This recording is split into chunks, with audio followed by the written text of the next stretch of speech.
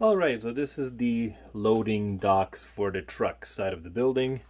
I did a lot of weathering to the actual loading doors and the canvas rubber seals around them. So I did a combination of white powder with grimes and rusty and reds. It's all came together to kind of give you this kind of distressed look. Camera's not really picking up the different colors, but I assure you they are there. I did a grime / light rusting of the transition ramps on the loading docks, and more distressing and grime on the bumpers of the docks below here.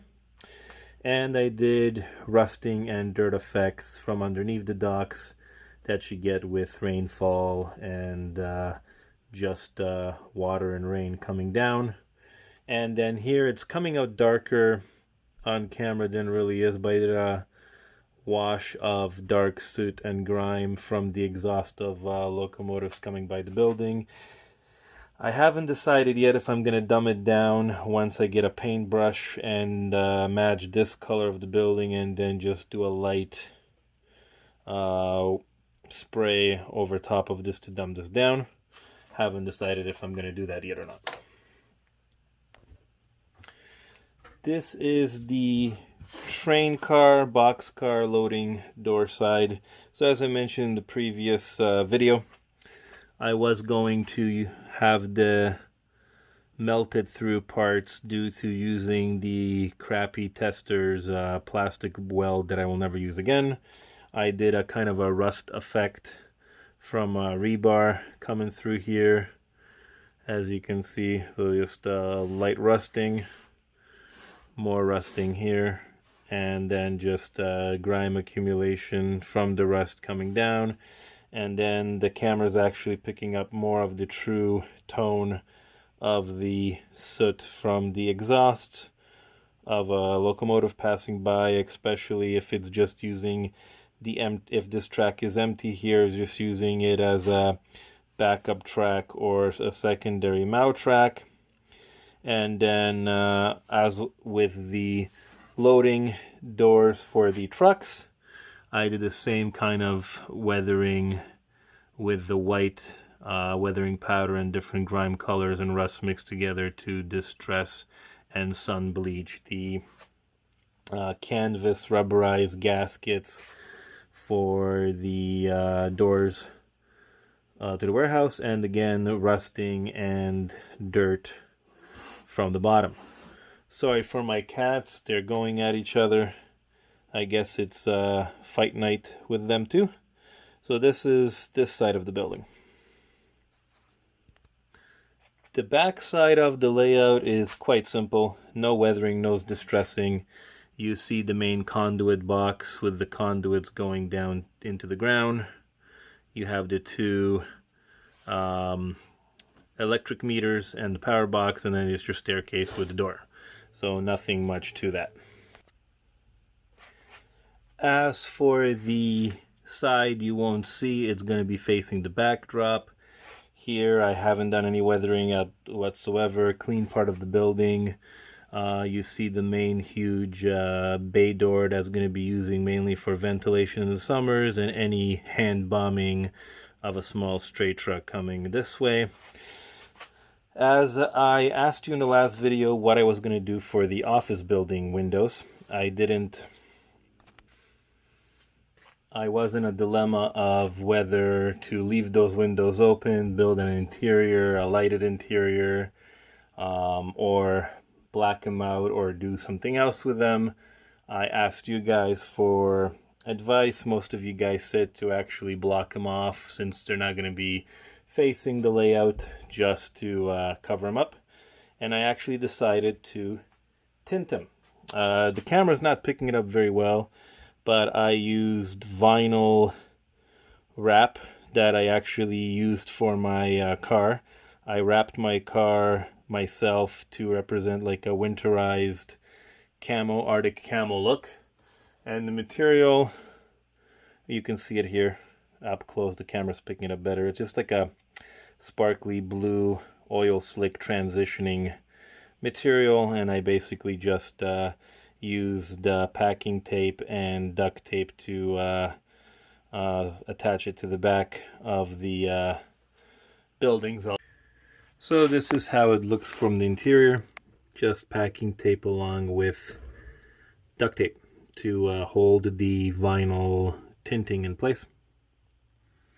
What I also have done for the interior of the building to keep everything nice and strong on the corners is I used strips of 1/8 styrene I had from old advertising signs from an old job. They let me take them home. They weren't going to be doing anything with them. Free source of nice thick styrene. I did these on 45 angles just to reinforce the corners so it doesn't fall apart on me. And then I had to do further modifications to the building to make it work.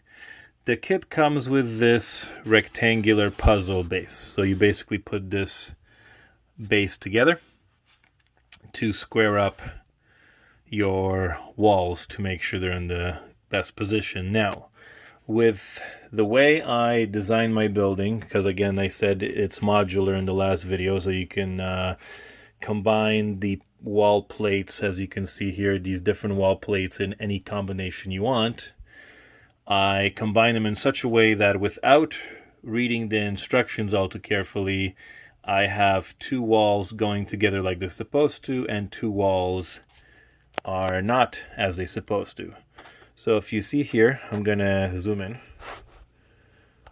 So hold on here, just gonna make sure the camera tries to focus in. Okay, there we go. Sorry about that. So you see this little L on this corner of the wall, this little L, and then this little L on this wall. So these are how the walls are supposed to basically come together. So you should have four corners that look exactly like this. As you can see with these corners, you don't have that. Sorry, it's not kind of focusing, and I apologize. So with these four corners, you don't have that. So that's the problem there. So what had to be done, because I put these three walls together first, I was left with this wall coming in on this bottom plate, so I couldn't have that. It has to, the way these walls in the kit meet up is if you can see it here, there's a lip on the bottom of these wall sections. As you can see here, this little lip, this piece slides in underneath that lip, and that's how you glue the foundation piece to the walls. So what I had to do was I had to cut off about 3/16 from this corner, tapering it off to a big 16th in this corner. I mean the foundations. I had to cut it at an angle to make these walls fit.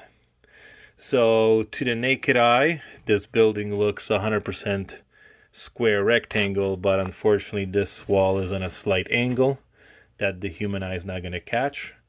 So that means I am going to have to modify the roof plate for this part of the roof, because the kit comes with two roof plates. It's not one entire roof, it's two sections, and I'm gonna have to basically cut it to shape and size to make that work. So the other part of the build that I got for this building is I laid the concrete pad. As basically, I will go more into detail with how I did this pad in next month's layout update video. That's for the month of December. That's going to be coming out this weekend.